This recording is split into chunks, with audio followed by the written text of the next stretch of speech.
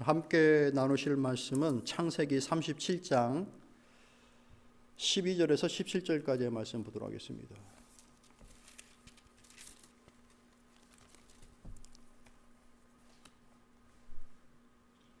창세기 37장 12절에서 17절까지의 말씀입니다.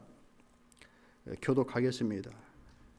그의 형들이 세겜에 가서 아버지의 양떼를 칠 때에 이스라엘이 요셉에게 이르되 내 형들이 세겜에서 양을 치지 아니하느냐 너를 그들에게로 보내리라. 요셉이 아버지에게 대답하되 내가 그리하겠나이다. 이스라엘이 그에게 이르되 가서 내 형들과 양떼가 다 잘 있는지를 보고 돌아와 내게 말하라 하고 그를 헤브론 골짜기에서 보내니 그가 세겜으로 가니라. 어떤 사람이 그를 만난지 그가 들에서 방황하는지라. 그 사람이 그에게 물어 이르되 내가 무엇을 찾느냐. 그가 이르되 내가 내 형들을 찾아오니 청하건대 그들이 양치는 곳을 내게 가르쳐 주소서. 그 사람이 이르되 그들이 여기서 떠났느니라.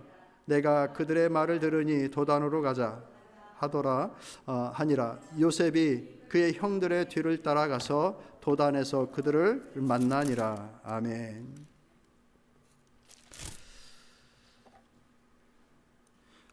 우리가 하나님을 섬겨 나아갈 때 몇 가지 중요한 신앙들이 있습니다. 그 신앙 중에 하나가 부활신앙이라고 하는 신앙입니다. 뭐라고요? 특별 조연분들이 그냥 건강한 모습으로 참석하셔서 일단 박수. 놀라셨을 텐데 이렇게 또 같이 오셔서 예배 드릴 수 있음을 인하여 하나님 앞에 감사를 드립니다. 잘 오셨어요. 부활신앙이 우리의 신앙 속에 대단히 중요한 신앙인 거예요. 사도 바울은 고린도 전서에서 그렇게 얘기합니다. 만일 부활이 없다고 한다면 우리가 전하는 이것이 헛것이요 너희의 믿는 것이 헛것이요 우리가 믿는 이 모든 것들이 다 헛것이요 우리는 가장 세상에서 불쌍한 존재가 되어진다라고 얘기합니다. 그러니 부활이라는 것은 너무나도 명확하고 확실하니 그 표로서 예수 그리스도께서 부활의 첫 열매로 우리에게 그 표를 보여주셨다. 우리의 존재라는 것은 다만 이 땅에 있는 존재가 아니라 죽고 난 이후에 잠자고 또 하나님 앞에 쓰는 그 부활체로 하나님 앞에 쓰게 되어지는 존재이다. 이게 부활신앙이라는 거예요. 여러분 그 믿음을 가지고 계십니까? 우리가 그 믿음으로 살아가야 되는 거예요. 이 세상 한번 살고서 땅에 묻히면 끝. 그게 우리 성도들의 삶이 그게 아니에요. 우리는 반드시 하나님 앞에 서는 거예요. 이 땅 가운데서의 삶이 그 하나님 앞에 섰을 때의 영광과 혹은 책망과 이런 것들로 나누어지는 것이겠죠. 우리는 예수 그리스도의 이름으로 하나님 앞에 서는 것이 너무나 당연하지만 하나님 앞에 영광된 모습으로 쓰고자 하는 마음이기 때문에 오늘 하루하루를 살아가는 동안에 내가 언젠가 다시 하나님 앞에 쓴다. 그 마음을 가지고서 부활의 신앙을 따라 오늘 하루하루의 삶을 살아가는 거예요. 그것과 비슷하게 중요한 신앙이 있는 거예요. 뭘까요? 눈치가 빠르신 분들은 아실 텐데. 섭리신앙. 오늘 말씀의 제목이 뭡니까? 섭리신앙. 부활의 신앙과 섭리의 신앙을 동시에 가지고 살아가는 것. 그것이 오늘 우리를 건강한 신앙인으로 만들어 나가는 거예요. 예배 잘 드리는 거 중요합니다. 그러나 우리의 신앙생활이라는 것이 예배 생활만 포함하고 있는 것이 아니에요. 예배는 하나님 앞에 드리는 거예요. 이것은 사는 게 아니에요. 생활이 아니에요. 예배는 드리는 거예요. 우리의 신앙의 최소한 보루예요. 이 마지막 선이에요. 예배를 바르게 드리질 않으면 우리의 신앙의 그 바름 라인이 무너지는 거예요. 그래서 이 예배는 내가 최종의 모습으로 가장 지고선으로 최선의 모습으로 신앙을 드러내는 것이다 라고 말을 하는 것이 아니라 내 가장 베이스, 하나님을 섬기는 가장 베이스가 이 예배가 되는 거예요. 그러니까 예배조차도 제대로 드리질 못하면 신앙의 삶을 믿음의 능력을 발휘하며 힘을 발휘하며 살아간다는 그 자체가 굉장히 불가능한 거예요. 그러니까 예배를 드리는 것은 기본이다. 그리고 난 이후에 믿음을 따라서 살아가는 것, 예배 시간에 하나님을 만나고 그 음성을 듣고 성령의 감동하심을 통해서 새롭게 되어지고 강건케 되어지고 하는 그 힘을 충전하고 회복되어져 그 강건함으로 우리에게 주어진 시간들을 살아가는 거예요. 주일이 맨 앞에 있는 것이 이제 예수님의 은혜를 따라 이제 주일이 맨 앞에 놓여져 있는 건데, 이 예배를 잘 회복하고 나머지 6일의 시간들을 힘있게 살아가는 거예요. 우리 그렇게 살아가 봅시다. 예, 주님의 기쁨이 되어지는 거예요. 그게 우리의 생활인 거예요. 그 생활 속에서 우리가 갖고 있어야 될 것이 신앙인 것이죠. 그래서 나는 부활의 존재로 살아가는 그 부활의 신앙과 섭리의 신앙을 따라가는 그 섭리의 신앙, 이 두 가지를 가지고서 함께 살아가는 거예요. 오늘 본문의 말씀 속에 누가 나오느냐? 요셉이라고 하는 인물이 나옵니다. 요셉은 창세기에 있어서 굉장히 많은 부분을 차지하고 있어요. 창세기의 가장 중요한 인물이 누굴까? 손에 꼽히는 많은 인물들이 있는데 그 많은 인물들을 다 제치고 요셉의 장이 엄청나게 많은 거예요. 왜 하나님은 이 요셉의 인생을 이렇게 크게 조명하시고 확대하여서 우리에게 보여주셨을까? 요셉은 야곱의 11번째 아들입니다. 그 11번째 아들을 노년에 얻었어요. 젊어서 얻은 아들도 귀하고 물론 딸도 귀합니다. 이 자녀들이 그렇게 귀한데 노년에 얻었으니 얼마나 예뻤겠어요. 그게 그대로 고스란히 드러나요. 37장의 말씀 보면은 요셉이 노년에 얻은 아들이므로 야곱의 얘기예요. 이스라엘이 여러 아들들보다 그를 더 사랑함으로 그를 위하여 채색옷을 지었더니 라고 합니다. 총 12명의 아들이 있는데 이 요셉에게는 특별한 마음이 있는 거예요. 그래서 뭐든 제일 좋고 예쁜 것을 해주고 싶은 거예요. 레이첼, 라헬을 통해서 낳은 아들이거든요. 이 라헬 얻으려고 라반 그 삼촌한테 얼마나 속아 넘어갔는지 몰라요. 결국에서 그렇게 해서 아들을 본 게 이제 요셉인데, 그 사랑스러운 아들을 위해서 특별하게 옷을 지어 입히고 그를 사랑하면서 온갖 정성을 들이는 거예요. 근데 그런 아들이 이 이제 성경 속에서 엄청난 조명을 받으면서 우리에게 이제 확 오게 되는 거예요. 왜 이렇게 그를 크게 조명하고 특별하게 그를 대하는가? 야곱에게 그 큰 사랑을 받았기 때문에 그런가? 그것이 아니에요. 뭘까요? 이 요셉의 인생 속에 하나님의 섭리가 다 담겨져 있어요. 그의 인생 전체를 관통하면서 섭리하시는 하나님의 그 일하시는 방식이 그에게 담겨져 있는 거예요. 하나님의 섭리라는 것이 무엇인가? 하나님께서 세상의 모든 역사들을 우연히 벌어지게끔 하는 것이 아니라 목적을 가지고서 다스려 가시는 방식을 가리켜서 섭리라고 일하는 것.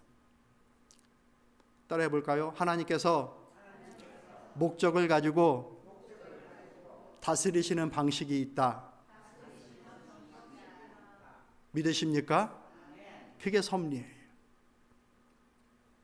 세상과 모든 것들과 내 개인의 삶까지 포함하여 목적을 가지고서 이끌어 나가시는 하나님의 방식, 방법, 그것을 가리켜 섭리라고 합니다. 오늘 말씀은 조금 딱딱할 수가 있는데 우리 신앙에 굉장히 중요한 것이기 때문에 기억하셨으면 좋겠어요. 그 섭리 속에는 세 가지가 있어요. 첫 번째로 하나님의 통치하심이에요. 그분께서 원하시는 주권자 되어주셔서 그분의 뜻대로 이끌어 나가시는 것. 두 번째는 협력이라는 것이 있어요. 뭐라고요? 사람들의 삶을 다 이용하시고 활용하시는 거예요. 인생 속에 들어오셔서 그 뜻을 사람과 함께 이루어 나가는 거예요. 세 번째로는 허용이라는 것이 있어요. 그러니까 하나님 보시기에 기뻐하지 않는 것, 하나님이 좋게 여기지 않는 것, 그럼에도 불구하고 세상 속에서는 그런 것들이 일어나는 것이죠. 그러지 않습니까? 우리도 인정하기 싫고 우리도 보기 싫은 것들이 많은데 하나님은 오죽하시겠는가? 그런 것들이 세상 속에서 벌어지는 것이죠. 왜 그럴까? 바로 번개를 내리치시지.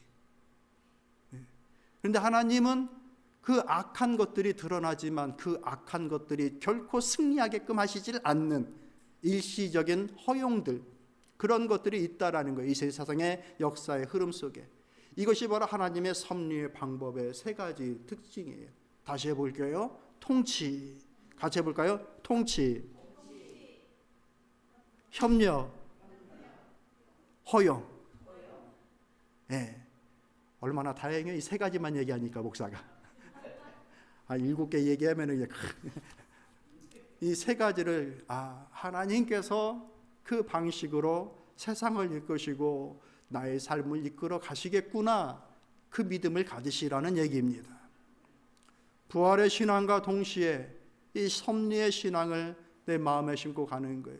요셉은 그것을 우리에게 잘 보여주고 있어요. 첫 번째, 그 통치의 모습을 함께 볼까요? 성경 두 구절을 한번 같이 읽어볼게요. 먼저 창세기 37장 12절에서부터 13절까지 말씀 여러분 한번 읽어보시겠습니까? 있습니다. 시작. 이스라엘이 요셉에게 이르되 내 형들이 세겜에서 왕을 치지 아니하느냐? 너를 그들에게 보내리라. 요셉이 아버지에게 대답하되 내가 그리하겠나이다 라고 하면서 요셉이 이제 등장하는 그 장면이 나오는 거예요. 이게 세겜으로 출발하는 장면인 거예요. 모든 시작이 여기서부터 시작됩니다. 이제 이 17살 아직 얼굴이 붉은 그 아주 파릇파릇한 그 10대 청소년 요셉의 등장이에요. 어디로? 세겜으로 출발합니다. 여호수아 24장 32절의 말씀을 한번 보십시다. 시작. 또 이스라엘 자손이 애굽에서 가져온 요셉의 뼈를 세겜에 장사하였으니 이곳은 야곱이 베크시티를 주고 세겜의 아버지 하몰의 자손들에게서 산 밭이라. 여기에도 다시 세겜이 나옵니다. 첫 번째, 이 세겜은 무엇인가? 17살 요셉이 아버지의 심부름을 따라서 양치는 형들을 만나러 가는 장면입니다. 두 번째, 여호수아에 나오고 있는 이 세겜에는 이미 그 시간을 훌쩍 넘어 600년이라고 하는 시간을 보내고 난 이후에 백골이 되어서 백골된 상태로 다시 그 땅으로 돌아오는 것입니다. 세겜이라고 하는 것은 순간순간 많은 믿음의 사람들에게 있어서 등장했던 지명인데, 요셉 역시 이 세겜을 통하여서 그의 인생이 시작되어지고 있어요. 하나님의 일들이 시작되어지고 있어요. 그 얼굴 빨갰던 다 자라지도 않은 17살 아이가 그곳에 심부름을 갔던 그날부터 요셉의 인생은 하나님의 계획 속으로 들어옵니다. 그리고 하나님께서 그의 인생을 사용하시기 시작하십니다. 섭리의 하나님, 그 어떤 시점과 마지막의 순간을 사람들은 잘 알지 못해요. 그런데 하나님은 분명한 목적을 가지고서 한 개인의 인생 속으로 들어오십니다. 그 600년이라고 하는 시간 동안, 500년이라고 하는 시간 동안 어떤 일들이 벌어지는가? 이스라엘의 가뭄이 들어, 물론 요셉은 애굽에 팔려가고 옥에도 갇히고 궁에도 가게 되어지고 하는 일련의 과정들이 있는데, 그와 동시에 이스라엘의 가뭄이 들고 어쩔 수 없이 그 백성들이, 야곱의 가족들이 이스라엘을 버리고 애굽으로 들어가게 됩니다. 그러고 나서 어떻게 돼요? 400년이라고 하는 시간을 보내서 70명의 가족이 들어갔는데 한 민족이 됩니다. 엄청난 나라 민족. 400년 동안에 별로 놀랍지도 않으셔요? 그러다가 그들의 마음이 바뀌어서 더 이상 그 애굽에서 살 수 없어서 출애굽해야 되는 상황이 벌어집니다. 출애굽을 하는데 그 요셉의 가정만 있었던 것이 아니라 나라가 되어지면서 그 나라를 이끌 지도자를 하나 세우십니다. 그게 누구예요?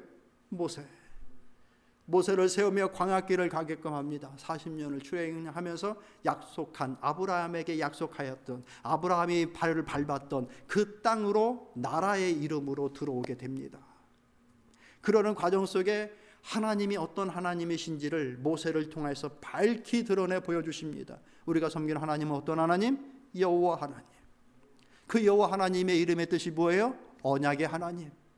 하나님은 약속을 주시고 그 약속을 이루시는 분이다라는 것을 모세의 오경을 통하여 명확하게 얘기해주고 그 하나님을 어떻게 섬겨야 되는지에 대해서 다 기록을 합니다.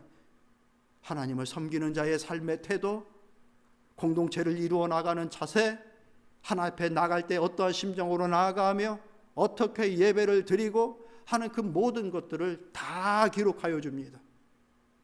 그렇게 해가지고 요단을 건너 다시 애굽으로 이스라엘을 왔었을 때에 그 요셉이 17살 세겜으로 출발했던 그 요셉이 백골이 되어진 상태로 다시 그 세겜 땅으로 와서 그곳에 묻히게 되어집니다.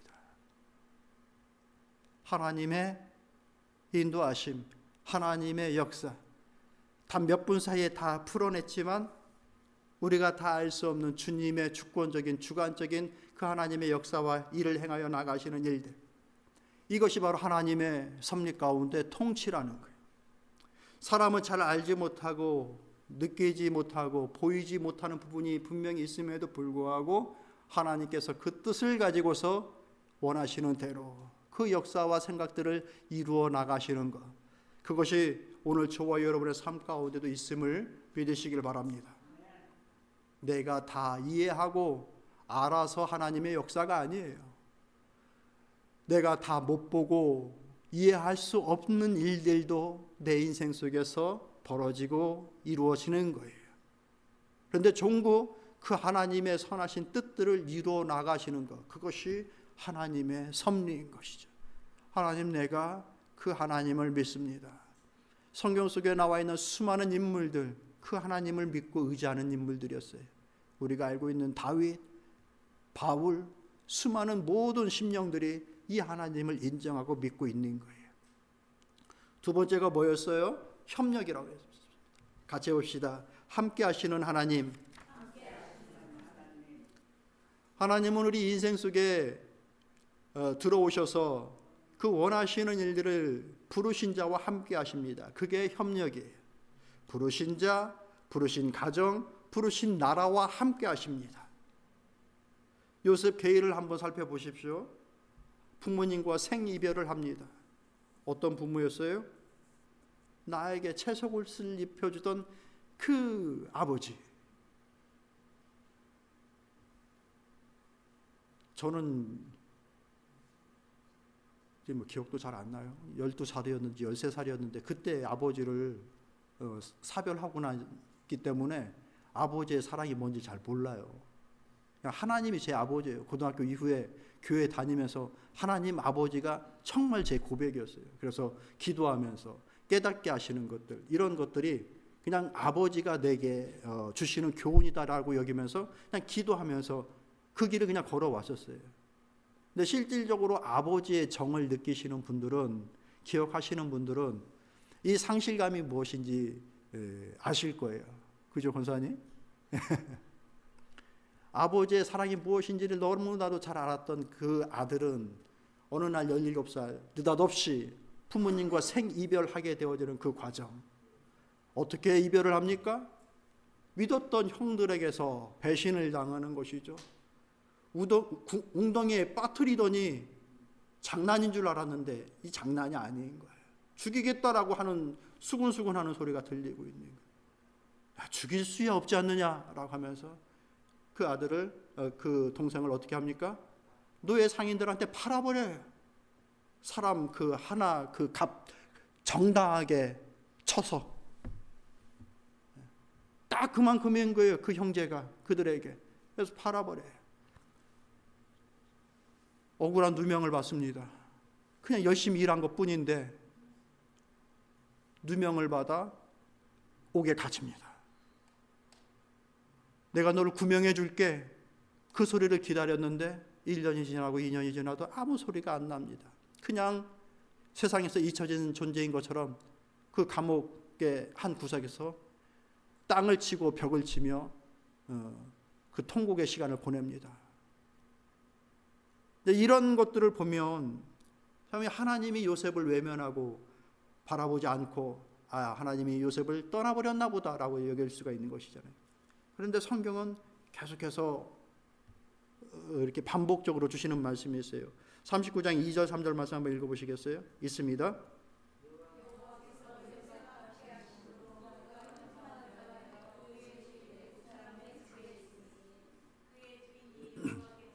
그와 함께 하심을 보며 또 여호와께서 그의 범사에 형통하게 하심을 보았더라. 39장 23절 말씀 보면은 간수장은 그의 손에 맡긴 것을 무엇이든지 살펴보지 아니하였으니 이는 여호와께서 요셉과 함께 하심이라. 여호와께서 그를 범사에 형통하게 하셨더라. 무엇이 반복되어져요? 함께 했다. 누가? 하나님께서. 그 배신의 순간에도, 고통의 순간에도, 억울함의 순간에도 여호와께서 함께 하셨다. 그러면서 주시는 결과가 뭐예요? 형통케 하셨다라고 얘기하고 있어요. 여기서 형통을 일이 잘 풀리고 평안하고 성공으로 이해하면 안 됩니다. 되어야 할 일을 되게끔 하셨다라는 거예요. 어떤 일? 하나님이 뜻을 세우시고 그 뜻을 통하여서 이루고자 하시는 그 일들이 결국에는 이루어지게끔 하셨다라는 의미의 형통인 거예요. 하나님께서 하셔야 되는 그 일을 결국에는 이루어 가시는 거예요. 하나님은 요셉이라고 하는 그 개인의 삶에 들어오셔서 자신의 섭리를 이루기 위하여서 그가 하는 일들에 대하여 형통의 결과를 주셨습니다. 왜? 그와 함께 하시는 거예요. 왜 그렇게 하셨을까? 개인의 성공과 개인의 안위를 위하여서 하신 것이 아니라 그 요셉을 통하여서 구원의 대로를 까신 거예요. 믿으십니까? 예. 요셉이 성공한 것으로 끝나는 것이 아니라 그가 손을 대는 일을 완성시키심을 통하여 요셉을 통하여서 이루어질 하나님의 구원의 일들을 예비하시고 실행하여 가시는 과정이에요. 그런 의미로서 그가 손대는 일을 형통하게 해주셨어요. 이게 하나님의 협력이에요. 이것을 정확하게 요셉은 알고 있었어요. 그래서 50장 22절 21절 말씀은 지난 날을 회고하는 그의 고백이 무엇인가 같이 읽어볼게요. 당신들은 나를 헤아려 하였으나 하나님은 그것을 선으로 바꾸사 오늘과 같이 많은 백성의 생명을 구원하게 하시려 하셨나니 당신들은 두려워하지 마소서. 내가 당신들과 당신들의 자녀를 기르리다 하고 그들을 간곡한 말로 위로하였더라 라고 하고 있어. 이게 어떤 장면인가?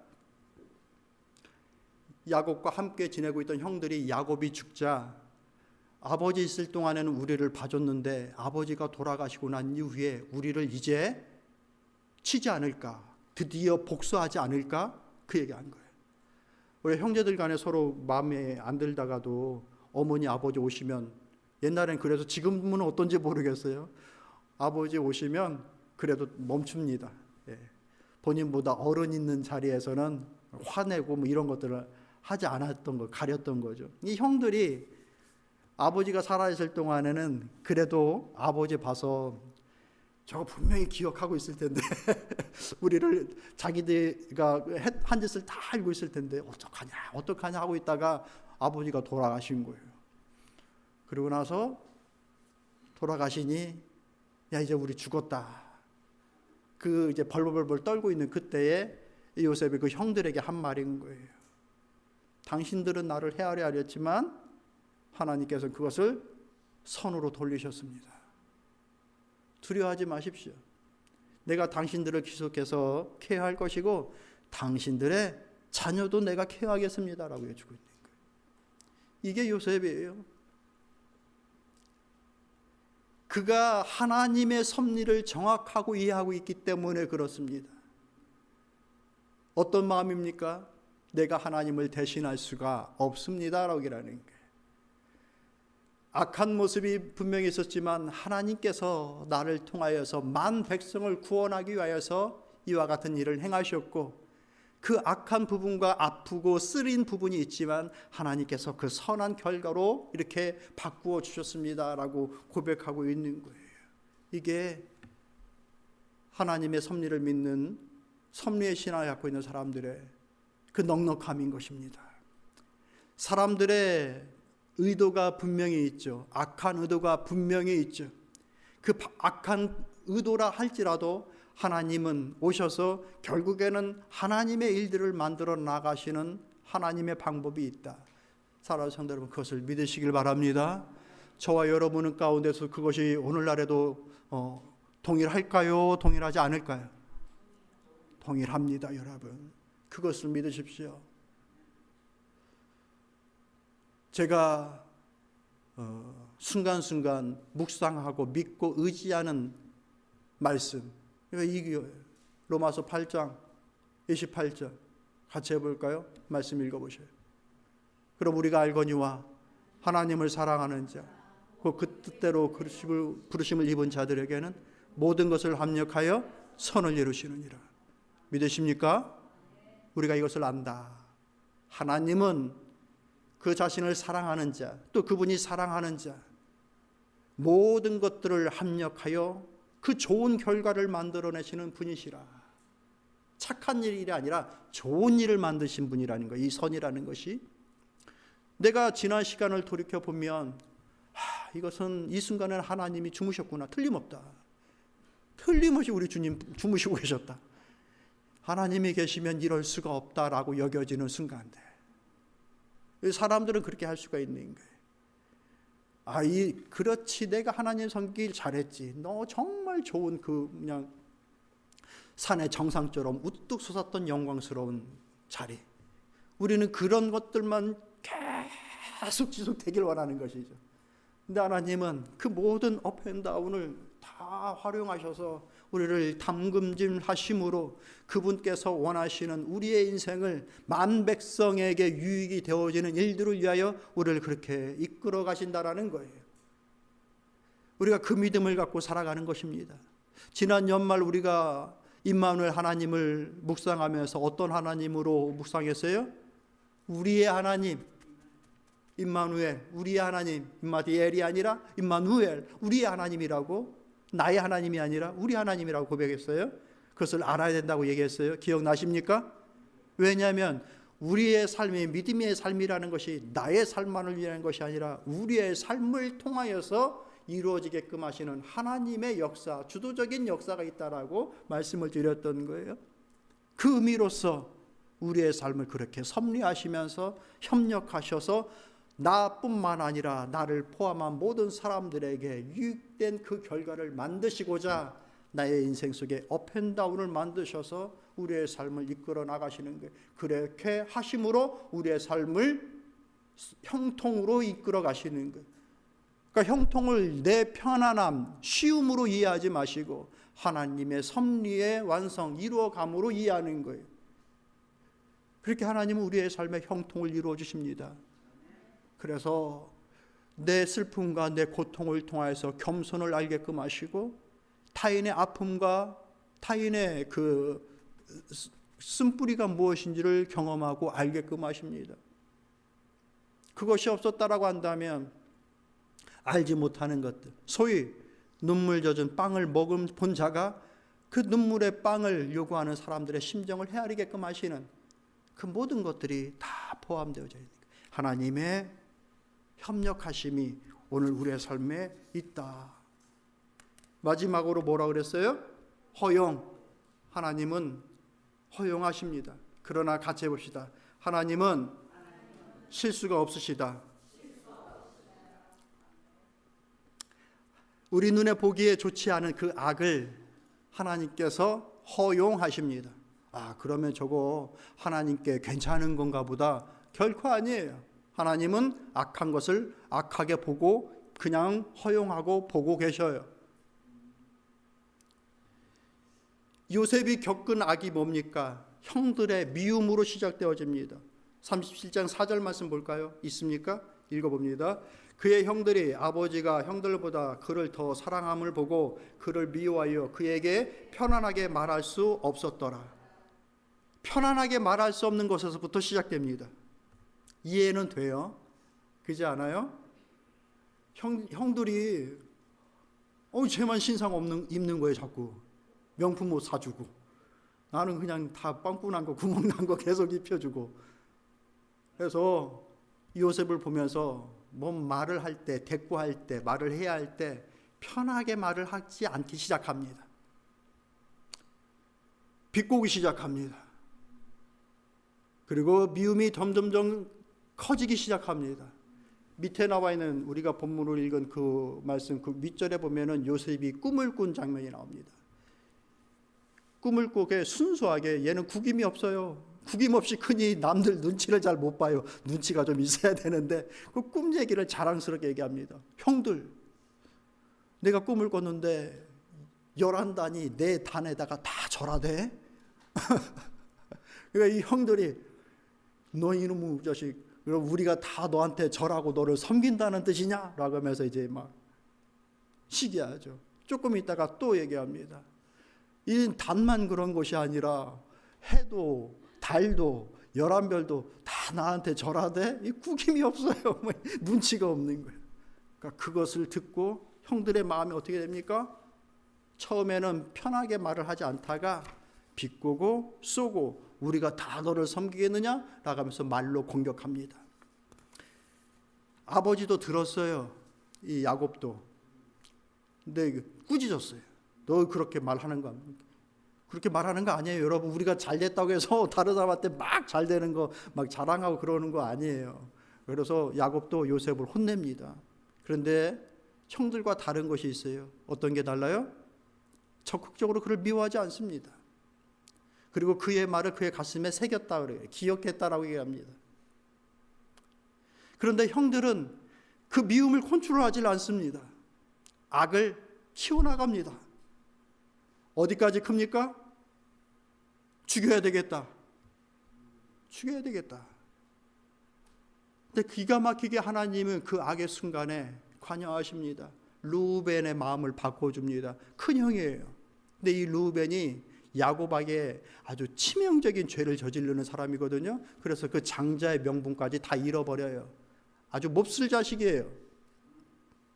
욕이 아니라 자녀란 얘기예요. 몹쓸 자녀예요.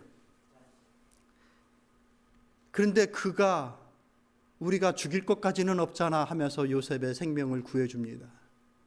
저는 하나님의 관여라고 생각합니다. 맨날 잘못하다가 한번 잘하게 되는 그 순간 요셉의 생명을 구하는 거예요. 그리고 그가 어떻게 됩니까? 이제 팔려가서 우리가 이 사람을, 우리 동생을 팔아버리자라고 하면서 파는 일까지 벌이게 됩니다.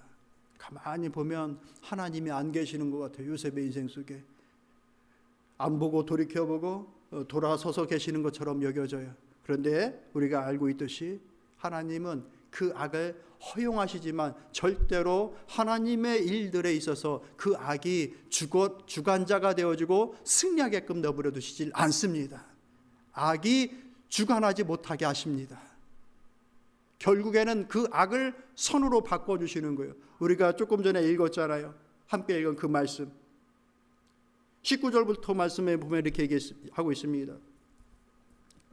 요셉이 그들에게 이르되 두려워하지 마소서, 내가 하나님을 대신하리이까. 당신들은 나를 해하려 하였으나 하나님은 그것을 선으로 바꾸사 오늘과 같이 많은 백성의 생명을 구원하게 하셨느니라 라고 얘기하고 있습니다. 하나님은 그 악을 선으로 바꾸셨어요. 이게 하나님의 허용이에요. 우리의 인생 속에 눈에 보이는 수많은 악과 우리의 가슴을 치고 답답하게 만드는 수많은 것들이 있습니다. 그래서 하나님이 그대로 그것을 그냥 악으로 여기지 않나 보다라고 오해할 수도 있고, 하나님은 그 악을 그대로 내버려 두시면서 악도 그냥 기쁘게 보시는구나라고 또 오해할 수도 있어요. 우리의 이 힘들고 어려운 상황들이 우리의 패배로 끝날 수 있겠구나라고 하는 그런 낙담을 갖고 살아가는 경우들도 있습니다. 하나님은 그런데 결코 그렇게 내버려 주시질 않는다라는 거예요. 일시적으로 승리하는 것처럼 보이지만 결국에는 하나님이 그 악을 바꾸사 하나님의 뜻이 이루어지는 선의 역사로 그 뜻을 행하십니다. 아멘이 다 나와야 되는데 그냥 다 견딜만 하셔요, 여러분들? 네? 그거 아니잖아요. 정말 가슴치게 힘들고 어려운 일들도 있고 내게 상처되어지는 일들도 있고 개인적인 일들만 그런가? 아니요. 나라로 국가 전체적으로 민족을 보면서 세계의 역사의 흐름을 보면서 지금 벌어지는 현상들을 보면서 하나님 저 악을 그대로 내버려 두십니까? 저래도 괜찮습니까? 라고 여겨지는 수많은 일들이 오늘 우리에게서 벌어지고 있잖아요. 그런데 오해하지 말라 이거예요. 하나님은 그 악을 외면하고 있지 않아요. 결국에는 다 값을 치르게 하십니다. 그리고 선의 역사로 분명코 바꾸어 주십니다. 어떤 선? 하나님의 뜻이 이루어지는 선. 말씀을 정리하도록 할게요. 하나님의 섭리의 신앙을 갖고 살아가는 사람들에게는 삶의 열매, 결과가 나오고 있어요. 적어도 요셉에게 나오고 있는 것이 무엇입니까? 19절의 말씀 보면은 50장 19절의 말씀 보면 요셉이 그들에게 이르되 두려워하지 마소서 내가 하나님을 대신하리까 라고 말하는 신앙의 열매가 있습니다. 하나님의 일을 자기가 예단하고 판단하고 하나님의 일을 자기가 하지 않는다라는 거예요. 무슨 말씀이신지 아시겠죠? 하나님의 때에 밀어놓는 거예요. 오늘 내가 이해되어지지 않는다 것들이 있을 때에 하나님의 손에 내어드리는 거예요.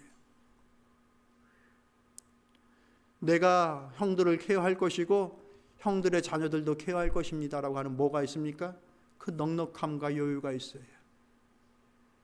우리의 생활 속에 그 넉넉함과 섭리신앙을 가진 여유가 있기를 소망합니다.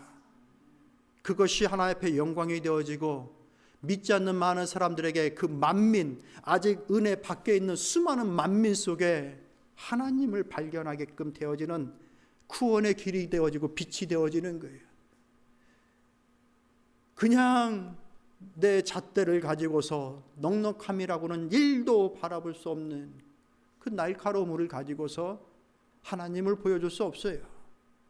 이 섭리신앙 가운데 이 넉넉함을 가지고서 하나님을 이루어 나갈 수 있는 저와 여러분 될 수 있기를 바랍니다. 예수 그리스도께서 우리에게 가르쳐 주신 주기도문이 있어요.